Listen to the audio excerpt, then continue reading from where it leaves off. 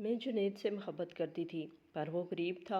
इसलिए मेरे घर वाले मेरी शादी ऊंची ख़ानदान में करना लगे तो मैंने भाग कर जुनैद से शादी कर ली। हम एक साथ गुर्बत में भी बहुत खुश थे। जब हमारा एक बेटा हुआ और फिर एक दिन घर खबर आई जुनैद का इंतकाल हो गया। मैं बच्चे को लेकर वापस गई तो घर वालों ने हमें कबूल न किया। यूं ही 2 साल गुजर के और मैं बेटे को लेकर घरों पर मुलाजमत करने लगी। आज बंगले पर दावत थी क्योंकि बड़े मालिक 2 साल बाद अमेरिका से पाकिस्तान आ रहे थे। जब मैंने मालिक को देखा तो जिस्म लरजने लगा क्योंकि वो जुनैद। इसको अपने सामने देखकर तो मेरे कदम ज़मीन पर जैसे जम से गए थे। मेरी आंखों के सामने अंधेरा छाने लगा था। मैं सोच रही थी कि ये कैसे मुमकिन था कि जुनैद तो मर चुका था और फिर वो शख्स भी मुझे जुनैद जैसा ही क्यों लग रहा था।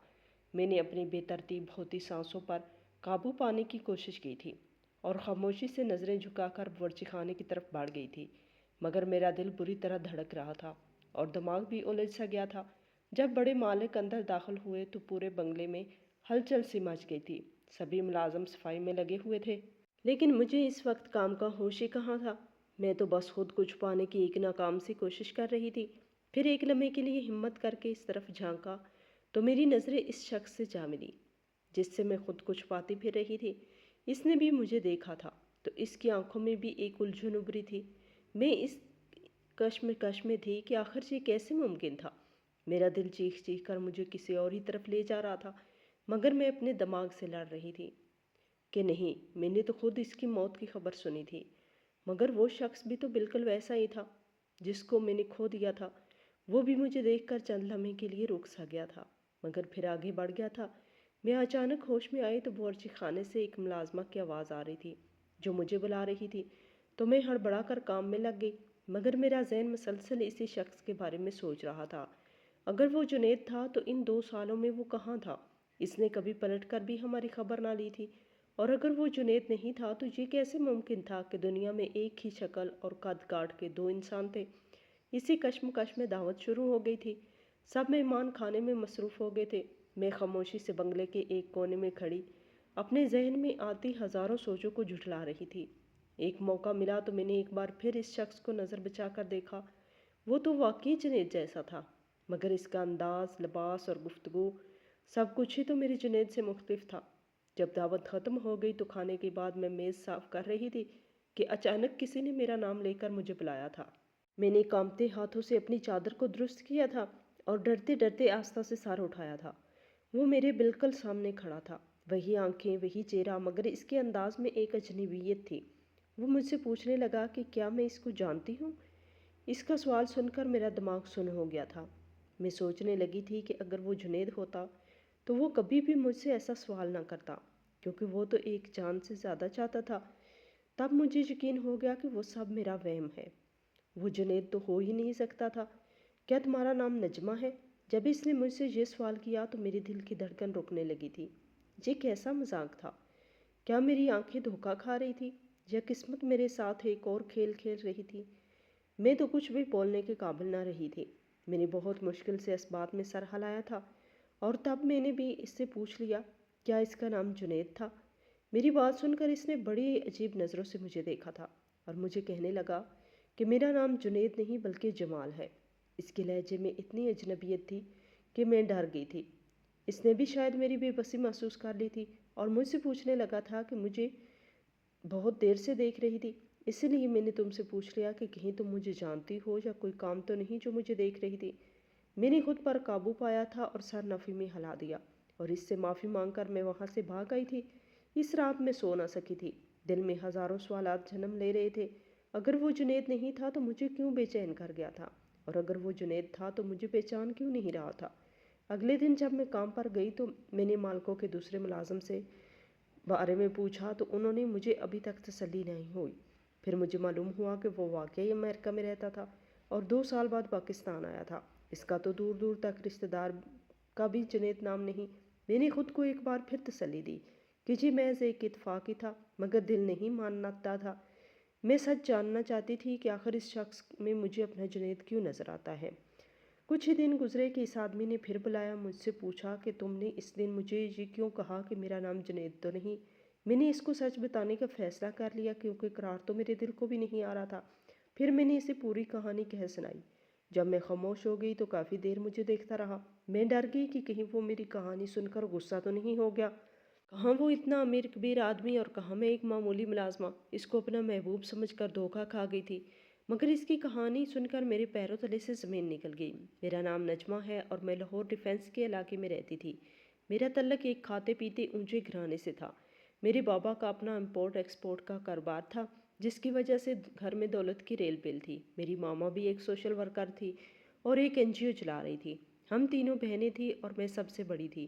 مجھ سے چھوٹی دونوں بہنیں جڑواں تھیں۔ بابا چاہتے تھے کہ ان کا ایک بیٹا بھی ہو جو ان کا بزنس سنبھالتا، مگر قسمت کی کرنی ایسی تھی کہ جب سے ماما نے جڑواں بہنوں کو پیدا کیا وہ دوبارہ ماں بننے کی صلاحیت سے محروم ہو گئی تھی، جس کا ان کو خود بھی بہت دکھ تھا۔ بابا کے پاس روپے پیسے کی کمی تو نہیں تھی، اس لیے انہوں نے ہر ممکن کوشش کی۔ وہ ماما کا علاج کروا سکتے تھے تاکہ ان کو بیٹا مل سکے، لیکن ایسا ممکن نہیں ہوا۔ بابا ماما کو ہر اچھے ڈاکٹر کے پاس علاج کے لیے لے کر گئے، مگر ہر طرف ان کو انکار ہی سننے کو ملا تھا۔ انہوں نے اپنی اسی خواہش کو پورا کرنے کے لیے ایک لڑکے کو اڈاپٹ بھی کرنا چاہا، مگر ماما نے اس بات سے انکار کر دیا تھا کہ وہ کسی بھی بچے کو اپنی اولاد سمجھ کر نہیں پال سکے گی۔ ماما نے کہا تھا کہ یہ بہت ہمت اور حوصلے والا کام تھا کہ کسی کے بچے کو اپنا بچہ سمجھ کر پیار دینا، اور ویسی محبت نہیں کر سکتی تھی کیونکہ ہم تینوں بہنوں سے بے تحاشا پیار کرتی تھی، اور ان کو ڈر تھا کہ کہیں ایسا نہ ہو ہماری وجہ سے کسی دن وہ اس اڈاپٹڈ لڑکے کے ساتھ کوئی ناانصافی کر بیٹھیں۔ اس بات پر ماما اور بابا کی کافی بحث بھی ہوئی، مگر جیت ماما کی ہوئی کیونکہ وہ بھی اپنی بات پر ٹھیک تھی اور بابا کو بھی مجبوراً اپنے بیٹے کی خواہش کو دل میں دبانا پڑ گیا۔ بابا نے بے شک اپنے بیٹے والی خواہش چھوڑ دی، لیکن وہ تب سے ہی ارادہ کر چکے تھے کہ مجھے ہی اپنا بیٹا بنائیں گے اور سارا بزنس میرے حوالے کریں گے۔ اسی لیے انہوں نے بچپن ہی سے مجھے باقی دونوں بہنوں سے زیادہ توجہ دی۔ میری ہر بات کو انہوں نے سب سے پہلے مانا اور پورا کیا۔ بابا نے ہمیشہ مجھے ہی دونوں بہنوں پر زیادہ فوقیت دی تھی کیونکہ میں تو تھی ہی جس نے کامیاب ہو کر ان کے بزنس سنبھالنا تھا۔ مجھے بھی اس بات پر بہت فخر محسوس ہوتا کہ بابا سب سے زیادہ پیار مجھے کرتے ہیں اور مجھے ہی زیادہ اہمیت دیتی ہیں۔ اسی وجہ سے بابا نے مجھے شروع سے ہی اپنے ساتھ بزنس میٹنگز میں لے کے جانا شروع کر دیا تھا۔ وہ مجھے چھوٹی چھوٹی چیزیں سکھاتے تھے، جیسے کہ بزنس کے معاملات کیسے طے کیے جاتے ہیں، مارکیٹ کے اتار چڑھاؤ پر نظر کیسے رکھی جاتی ہے اور کس طرح ایک اچھا معاہدہ کیا جاتا ہے۔ میں نے بچپن ہی سے ان باتوں پر غور کرنا شروع کر دیا تھا۔ جب میں نے گریجویشن مکمل کی تو بابا نے مجھے لندن بھیج دیا تاکہ میں بزنس کے متعلق مزید معلومات حاصل کر سکوں۔ ماما تب پہلی بار بابا سے کہنے لگی کہ انہوں نے مجھے کچھ زیادہ ہی سر چڑھا لیا تھا کیونکہ وہ میری ہر ضد اور ہر خواہش پوری کرتے تھے۔ ماما کا خیال تھا کہ میری پڑھائی مکمل ہونے کے بعد وہ عام لڑکیوں کی طرح میری بھی شادی کر دیں، مگر بابا تو میرے بارے میں کچھ اور ہی سوچ کے بیٹھے تھے۔ وہ مجھے ملک کی سب سے نامور بزنس وومین بنانا چاہتے تھے۔ میں بھی ان کا خواب اور ان کی خواہش پوری کرنے کے لیے دل سے محنت کر رہی تھی، مگر میں نہیں جانتی تھی کہ بابا اپنی خواہش میں اس حد تک سنجیدہ تھے کہ ان کو میری اپنی زندگی کی خوشی کی بھی کوئی پرواہ ہی نہیں تھی، اور اس بات کا اندازہ ہوتے ہوئے مجھے بہت دیر لگ گئی تھی۔ کاش مجھے اس بات کا اندازہ پہلے ہو گیا ہوتا کہ بابا کو صرف اور صرف اپنے بزنس سے ہی غرض تھی۔ وہ اپنے بزنس کے سامنے ان کو اپنی سب سے لاڈلی بیٹی کی خوشی بھی نظر نہیں آئی تھی۔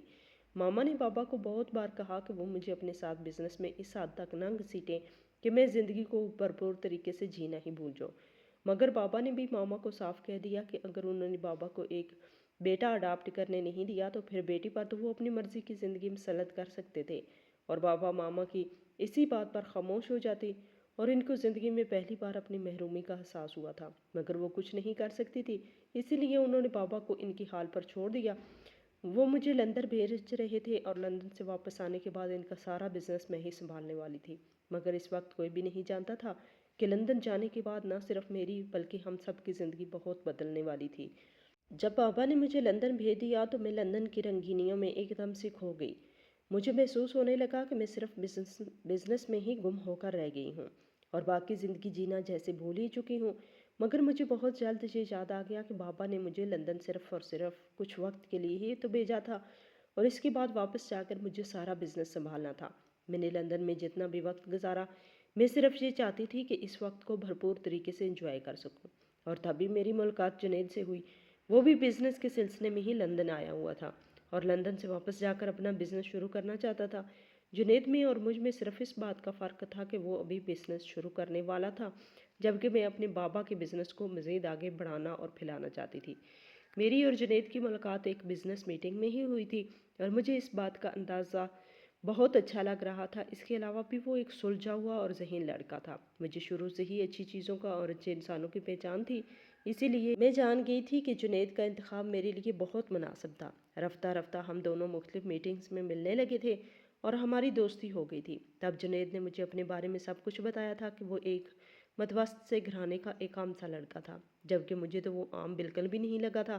میرے لیے تو وہ بہت خاص بن گیا تھا اور مجھے اس کے ساتھ وقت گزارنا بہت اچھا لگا۔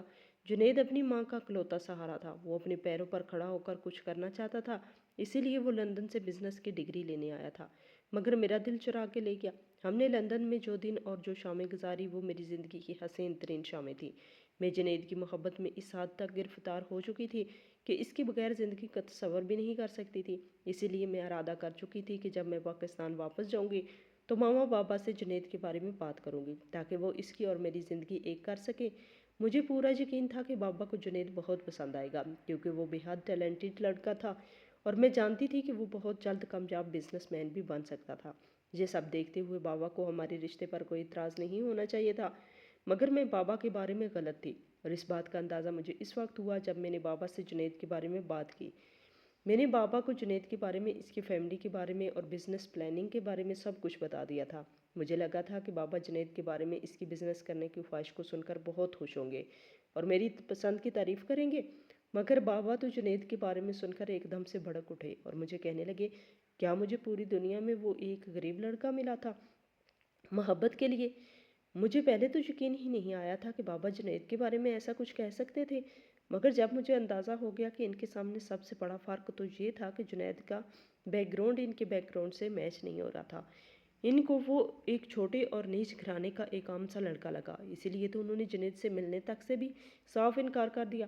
میں نے بابا کو سمجھانے کی بہت کوشش کی تھی کہ جنید ایک اچھا اور ذہین لڑکا تھا اور ان سب سے بڑھ کر وہ مجھے ٹوٹ کے چاہتا تھا اور میرے ساتھ اپنی زندگی گزارنا چاہتا تھا، مگر بابا نے بھی میرا منہ یہ کہہ کر بند کر دیا تھا کہ انہوں نے اپنی ساری زندگی مجھ پر صرف اس لیے برباد نہیں کی تھی کہ ایک دن میں ان کے سامنے کسی عام سے لڑکے کو لا کر کھڑا کر دوں اور ان کی بزنس کی خواہش کو کہیں پر چھوڑ دوں۔ میرے بابا کو ہر طرح سے یقین دلایا تھا کہ میں ان کے بزنس کو ضرور سنبھالوں گی، مگر میرے ساتھ ساتھ جنید بھی ان کے بزنس کو پھیلانے میں مدد کرے گا اور ہم کم وقت میں زیادہ پرافٹ کر سکیں گے۔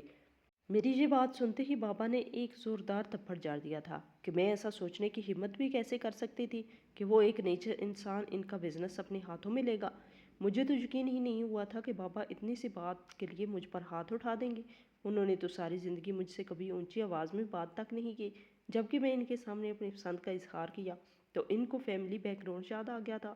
ان کو صرف اور صرف اس بات کی پرواہ تھی کہ لوگ کیا کہیں گے، اور میں نے ایک غریب لڑکی کے ساتھ شادی کر لی تھی۔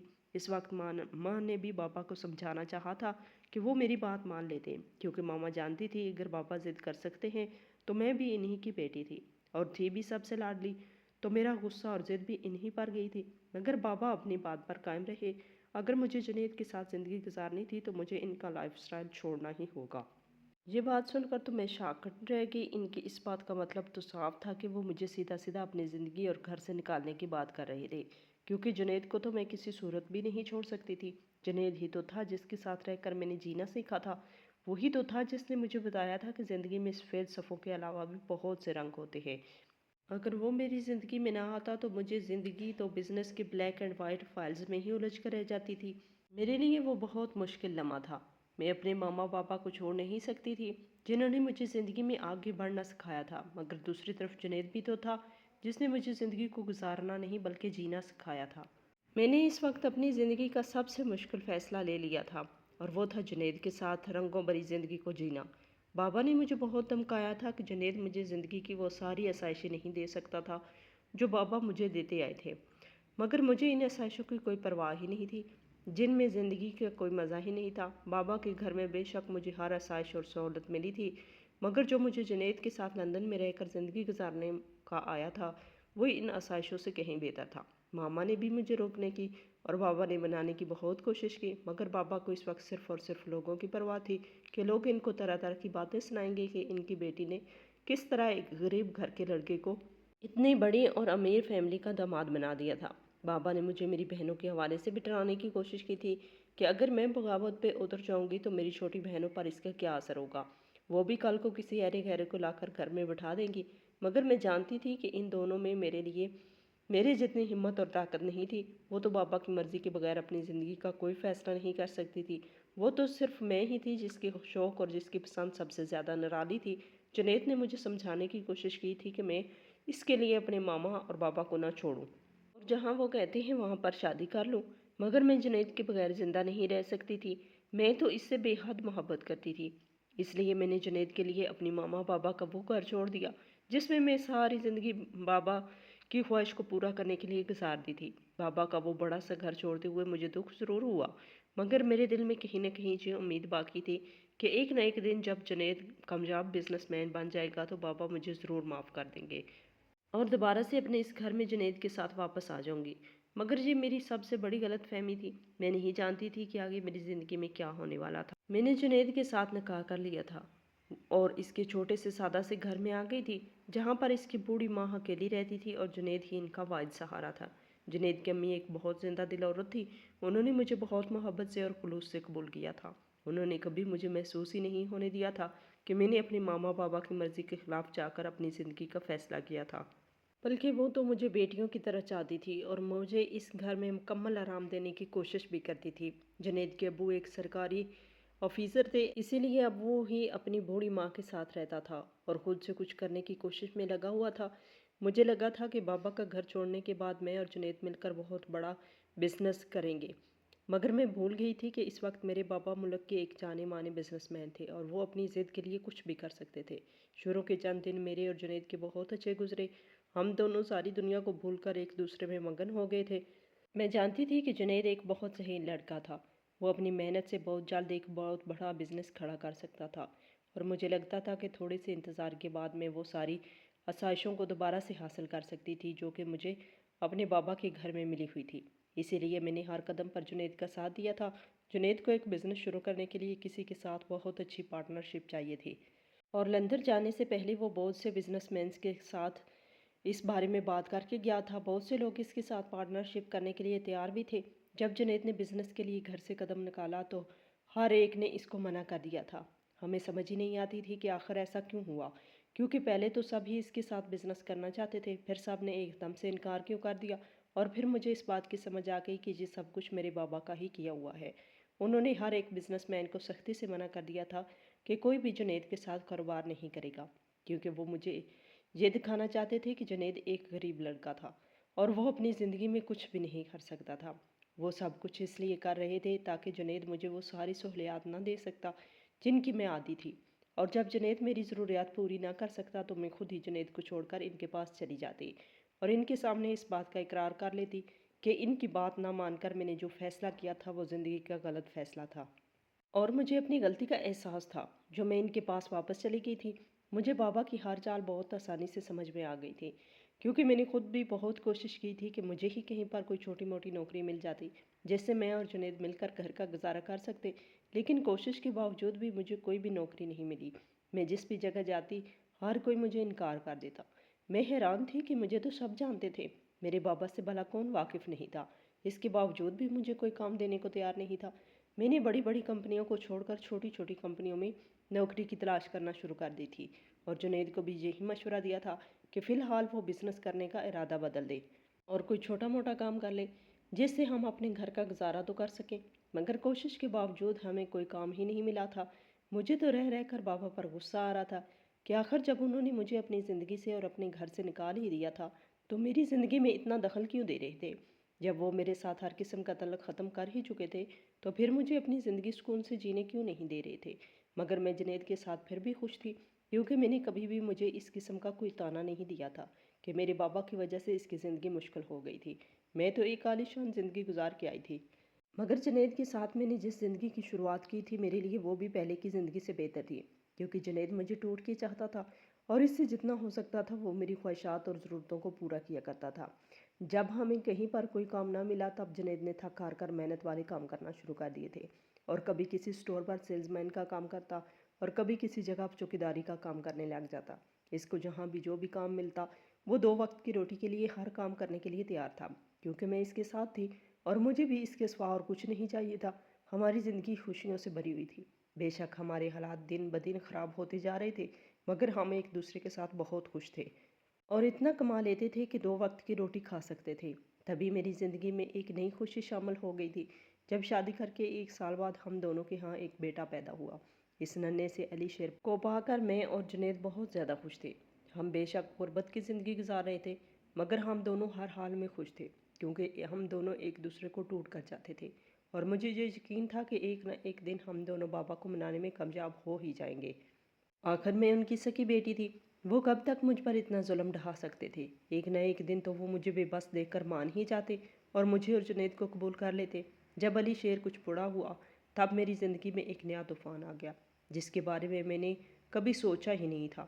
میں تو اپنی زندگی کو پہلے سے بہتر کرنے کے خواب دیکھ رہی تھی، مگر میں نہیں جانتی تھی کہ میری زندگی میرے مطابق چلنا بھول چکی تھی اور اب مجھے ایک نئی آزمائش میں ڈالنے والی تھی۔ اس روز میں کچن میں کھانے کی تیاری میں مصروف تھی جب مجھے خبر ملی کہ جنید کا ایک بہت بڑا ایکسیڈنٹ ہوا تھا اور محلے کے ہی کچھ لوگوں نے آ کر بتایا کہ جنید کو زخمی حالت میں اسپتال لے کے جایا گیا، جہاں پر اس کی زندگی خطرے میں تھی۔ یہ خبر سن کر تو مجھے کوئی ہوش ہی نہیں رہا تھا۔ میں نے ننھے علی شیر کو اٹھایا اور جنید کی امی کو حوصلہ دیتے ہوئے اسپتال چڑھ پڑی تھی۔ میرا قدم قدم بھاری ہو رہا تھا، مجھے ایسا لگ رہا تھا جیسے میری ساری زندگی میری ہتھیلی سے کوئی کھینچ کے لے کے جا رہا ہے۔ جب میں اسپتال پہنچی تو تبھی ایک بری خبر میری منتظر تھی۔ مجھے بتایا گیا تھا کہ جنید مجھے ایک چھوٹے بچے کے ساتھ تنہا چھوڑ کے چلا گیا تھا۔ وہ اب زندہ نہیں رہا کیونکہ اس کی چوٹیں بہت شدید تھیں اور اس کا بچانا ناممکن تھا۔ یہ خبر سنتے ہی اس کی امی کو بھی ہارٹ اٹیک ہوا تھا۔ جب مجھ سے ہی جنید کی موت کا صدمہ برداشت نہیں ہو سکا تو وہ تو پھر ماں تھی، جن کا وہ اکلوتا بیٹا تھا اور ان کی ساری زندگی کی کمائی تھی۔ وہ بھلا کیسے اتنی بڑی خبر کو برداشت کرتی؟ اسی لیے جنید کے ساتھ ساتھ وہ بھی اسی لمحے دنیا سے رخصت ہو گئی تھی۔ میرے تو ہاتھ پاؤں ہی پھول چکے تھے۔ میں نے تو جنید کو دیکھا بھی نہیں تھا اور اس کی امی کو دنیا چھوڑ کر جاتے دیکھ کر میرا دل چاہا تھا کہ میں بھی خود کو ختم کر لوں، مگر مجھے ننھے شیر علی کے لیے زندہ رہنا تھا۔ ایک وہی تو تھا میرے پاس جنید کی نشانی کے طور پہ۔ میں نے بہت ہمت کی اور جنید کے اسی دوست کے ساتھ گھر واپس آ گئی جس نے ہمیں جنید کے ایکسیڈنٹ کی خبر دی تھی، مگر حال ہی گھر کو دیکھتے ہی چکرا کر گر پڑی تھی اور 4 دن بے ہوش رہنے کے بعد جب مجھے ہوش آئی تو جنید اور اس کی امی کی آخری رسومات ادا کر دی گئی تھی۔ میں خوب چیخ چیخ کر رو رہی تھی کیونکہ میں ان دونوں کو آخری بار دیکھ بھی نہیں سکی تھی۔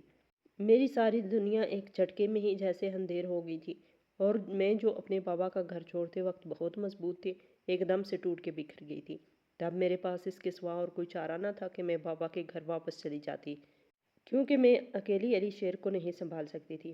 کوئی مجھے سنبھالنے والا ہوتا تو میں علی شیر کو سنبھال پاتی، مگر بابا کے گھر پہنچ کر انہوں نے میرے سامنے ایک نئی آزمائش رکھ دی تھی کہ اگر میں جنید کے بچے کو چھوڑ دوں گی تب بھی وہ مجھے اپنائیں گے۔ میں بھلا ان کی بات کیسے مان سکتی تھی؟ جنید تو میری زندگی تھا اور علی شہر میں میری جان بستی تھی۔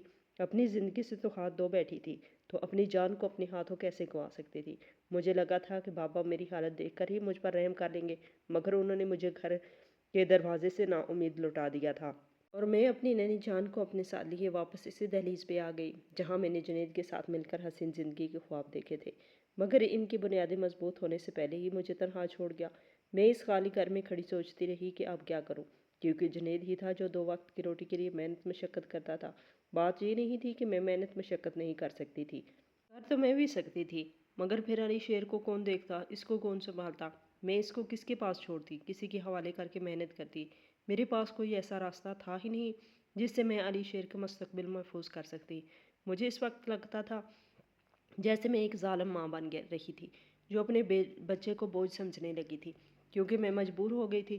مگر اس سے پہلے کہ میں کوئی غلط فیصلہ لیتی مجھے جنید کے ہی ایک دوست نے ایک بڑی سی کالونی کے بارے میں بتایا تھا۔ اگر میں وہاں چلی جاؤں تو ہو سکتا تھا کہ مجھے کوئی ایسا کام مل جائے جس سے میرا اور علی شیر کا گزارا ہو جاتا۔ علی شیر کو اپنی گود میں اٹھایا اور اس کالونی کی طرف چل پڑی تھی، کیونکہ مجھے علی شیر کے لیے زندہ رہنا تھا۔ اس معصوم کا تو ان سب میں کوئی قصور نہیں تھا۔ جو کچھ بھی ہوا تھا ایک بڑی کالونی تھی جہاں پر بڑے بڑے گھر بنے ہوئے تھے۔ ان گھروں کو دیکھ کر میری آنکھیں آنسوؤں سے بھر گئی، کیونکہ میرا بھی ایک ایسا ہی گھر تھا، مگر میں نے اپنے آنسو صاف کر لیے تھے کیونکہ اب مجھے ان بڑے گھروں کی حسرت نہیں رہی تھی۔ وہ تو بہت پہلے دم توڑ چکی تھی۔ بہت مشکل سے مجھے اس کالونی کے کچھ بنگلوں پر ملازمہ کا کام ملا تھا۔ میرا دل ٹوٹ گیا تھا۔ میرے پاس اتنی بڑی بڑی ڈگریاں تھیں، میں ایک امیر بزنس مین کی بیٹی تھی، مگر اس کے باوجود 2 وقت کی روٹی کے لیے مجھے ان بنگلوں پر ملازمہ بننا رہا تھا اور یہ سب صرف اور صرف میرے باجباؤ کی وجہ سے ہوا تھا، مگر میں اپنے بیٹے کے لیے وہ سب قبول کر لیا تھا جس کے بارے میں نے کبھی سوچا بھی نہیں تھا۔ مجھے اس کالونی میں کام کرنے کا یہ فائدہ ہوا تھا کہ اسی کالونی میں ملازموں کو لیے کچھ کوارٹر بنے ہوئے تھے اور جو ملازم دور سے آتے تھے وہیں پہ رہتے تھے۔ تب میں نے جنید کے گھر کو ہمیشہ کے لیے بند کر دیا تھا اور علی شیر کو لے کر وہاں ہی ایک کمرے والے چھوٹے سے سرونٹ کوارٹر میں رہنے لگی تھی۔ میرے لیے تو یہ کسی نعمت سے کم نہیں تھا، کیونکہ بہت عرصے بعد میں نے بے فکر ہو کر علی شیر اور اپنے لیے 2 وقت کی روٹی کا انتظام کر لیا تھا، اور ساتھ ہی مجھے رہنے کے لیے ایک محفوظ مقام بھی مل گیا تھا۔ مجھے انہی سرونٹ کوارٹرز میں رہتے ہوئے ایک کے بعد 2 سال گزر گئے اور میں علی شیر کے ساتھ خوشی خوشی زندگی گزارنے لگی۔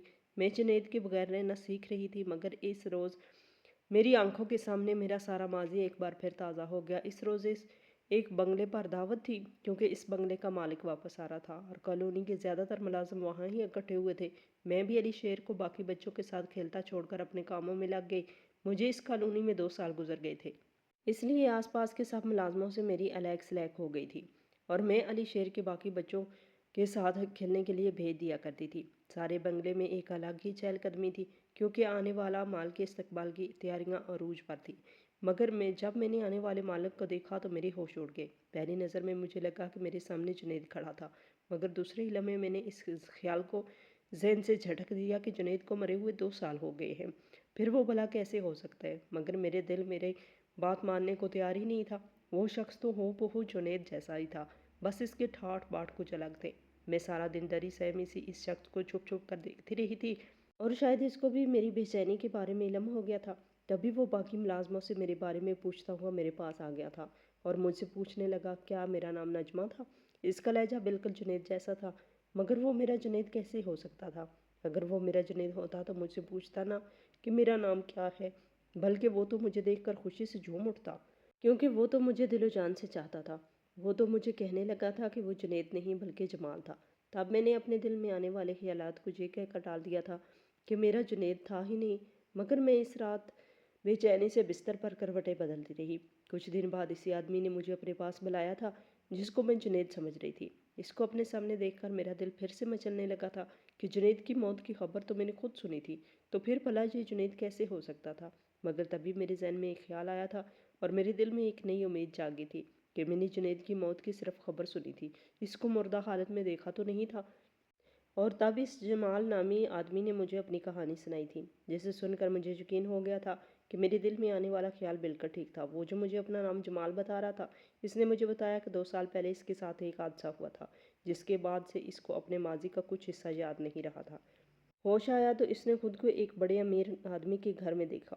آدمی کافی بوڑھا تھا اور اس نے ہی اسے بتایا تھا کہ اس کا نام جمال تھا، اور اس کو اپنے ساتھ امریکہ لے گیا۔ کیونکہ اس آدمی کی کوئی اولاد نہیں تھی تو اس نے جمال کو ہی اپنا بیٹا بنا لیا تھا، اور جمال اس کا امریکہ میں بزنس سنبھال رہا تھا، اور جس کالونی میں وہ آیا تھا وہ کالونی بھی اسی بوڑھے آدمی کی ہی بنائی ہوئی تھی۔ جب میں نے جمال کی کہانی سنی تو میں خوشی سے نہال ہو گئی تھی۔ مجھے یقین ہی نہیں آیا تھا کہ دنیا میں معجزے بھی ہوتے ہیں۔ میرا جنید مجھے واپس مل گیا تھا۔ مجھے لگا جیسے میری کھوئی ہوئی دنیا مجھے واپس مل گئی تھی۔ میں نے جمال کو اپنی اور اس کی وہ پرانی تصویریں دکھائی تھی جس میں ہم دونوں ایک ساتھ تھے، اور پھر علی شیر کے بارے میں بھی اسے بتایا تھا۔ میری سب باتیں سن کر اس کی آنکھیں آنسوؤں سے بھر گئی اور میرے سامنے رونے لگا تھا کہ اسے تو کچھ بھی یاد نہیں تھا، مگر میرے پاس موجود تصویریں اور علی شیر کو دیکھ کر اسے یقین ہو گیا تھا کہ میں جھوٹ نہیں بول رہی تھی۔ علی شیر کو گلے لگاتے میں نے محسوس کیا تھا کہ جنید کے چہرے سے وہ اجنبیت چند لمحے کے لیے غائب ضرور ہوئی تھی جو میں نے پہلی نظر میں محسوس کی تھی۔ جنید بھی مجھ سے کئی بار کہتا تھا کہ اس نے علی شیر سے ایک ایسی مہک آتی ہے جسے اس کے وجود کا حصہ ہو، اور میں اس کی یہ بات سن کر دل سے مسکرا اٹھتی ہوں، کیونکہ وہ ٹھیک ہی تو کہتا ہے۔ آج مجھے اور جنید کو ایک ساتھ 2 سال گزر گئے ہیں۔ وہ مان گیا ہے کہ وہ میرا جنید ہی ہے، کیونکہ وہ بھی اس بات کا اقرار کرتا ہے کہ میرے اور علی شیر کے قریب آنے پر اس کا دل بھی ویسے ہی بے قرار ہوتا ہے جیسا کہ میرا ہوتا تھا۔ مگر مجھے ایک بات کا افسوس ہے کہ میں اس کے ماضی کی وہ یادیں اس کو واپس نہیں کر سکتی تھی، کیونکہ اگر اس کو سب کچھ یاد آ گیا تو ہو سکتا ہے وہ اپنی ماں کی موت کا ذمہ دار میرے بابا کو ٹھہرا دے، کیونکہ انہی کی وجہ سے تو ہماری زندگی اتنی مشکل ہو گئی تھی کہ نوبت جہاں تک آ گئی تھی کہ میں اپنی اور علی شیر کی زندگی بھی ختم کرنے چل پڑی تھی۔ میں تو اس انسان کو دعائیں دیتی نہیں تھکتی جس نے جنید کو اپنا بیٹا سمجھ کر اس کا خیال رکھا اور اپنا سارا بزنس اس کے حوالے کر دیا۔ آج میں سوچتی ہوں کہ اگر حالات سے مجبور ہو کر میں اپنی اور علی شیر کی زندگی ختم کر لیتی تو کیا ہوتا؟ میں کوشش کر رہی ہوں کہ اپنے بابا کو بھول جاؤں، کیونکہ ان کی وجہ سے اپنی زندگی کو خطرناک موڑ سے واپس